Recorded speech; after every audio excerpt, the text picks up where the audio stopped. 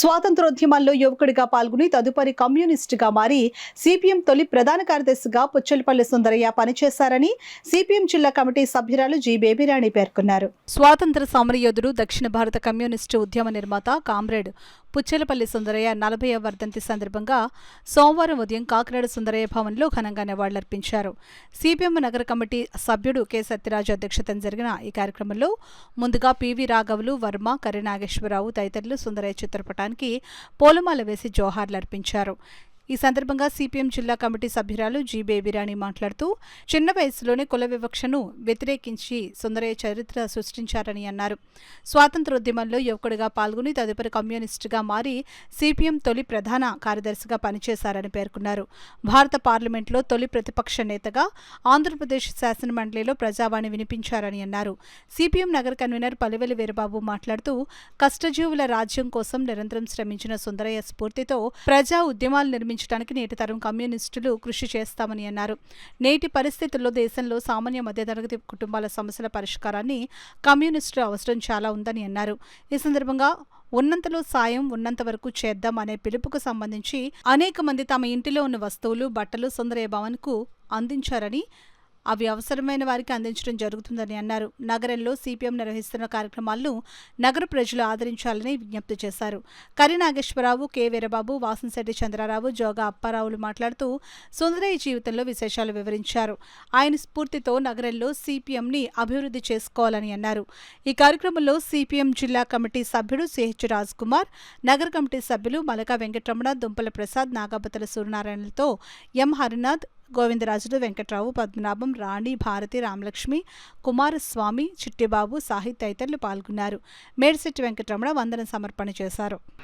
పార్టీలకు అతీతంగా ఆయన ఈ రాష్ట్రంలోనూ ఈ దేశంలోనూ చేసినటువంటి కృషి చాలా మహోన్నతమైనటువంటి కృషి చేశారు.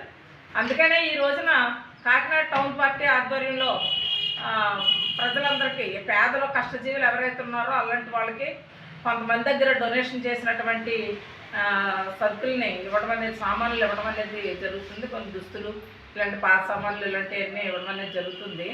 ఇది ఏదైతే ఉన్నంతలో సాయం ఉన్నంత వరకు చేద్దామని సుందరయ్య గారి ఆశయం ఏదైతే ఉందో ఆ రకంగానే అది ఈరోజు చేయటం అనేది జరుగుతుంది. అయితే ఇప్పటికీ సుందరయ్య గారి ఆలోచన విధానం ఏది, సమసమాజ నిర్మాణం ఆయన ఆలోచన, ఆయన సిద్ధాంతాన్ని ఉన్న పరిస్థితులకి అన్వయించి పనిచేసి కృషి చేసినటువంటి మహోన్నతమైన వ్యక్తి సుందరయ్య గారు. ఆయన బాటలో యువత, మహిళలు అందరూ కూడా నడవాలని చెప్పేసి తెలియజేస్తూ ఈ రోజున ఈ కాకినాడ పట్టణంలో అనేక సమస్యలు ఉన్నాయి. ట్రాఫిక్ని నియంత్రించే పరిస్థితి కనిపించట్లేదు. అలాగే భారీ వాహనాలు కూడా కాకినాడ టౌన్లో వచ్చేస్తూ ఉన్నాయి. అనేక వీధుల్లో లైట్లు కూడా సక్రమంగా వెళ్ళట్లేదు. డ్రైన్లు కూడా బాగున్నటువంటి పరిస్థితి. ఈ సమస్యలన్నీ కూడా మున్సిపాలిటీ చేయాలి. ఈ సుందరయ్య గారి స్ఫూర్తితో ఆ సమస్యల మీద నిరంతరం కాకినాడ టౌన్ పార్టీ కృషి చేస్తుందని చెప్పి తెలియజేస్తారు. భారత రాజకీయాల్లో కమ్యూనిస్టులకి విశేషమైనటువంటి చరిత్ర ఉన్నది. సుందరయ్య లాంటి మహనీయులు వారి జీవితాల్ని త్యాగం చేసి ఈ దేశంలో కష్టజీవుల రాజ్యాన్ని నిర్మించడం కోసం ఎనలేని కృషి చేశారు.